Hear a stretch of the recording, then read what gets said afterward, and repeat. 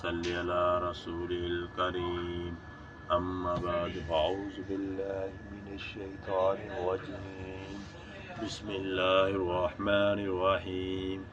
اگر رمضان کے آخری عشرے کا اعتکاف فاسد ہو جائے تو اس کی قضا کا کیا حکم ہے؟ طریقہ کار۔ جواب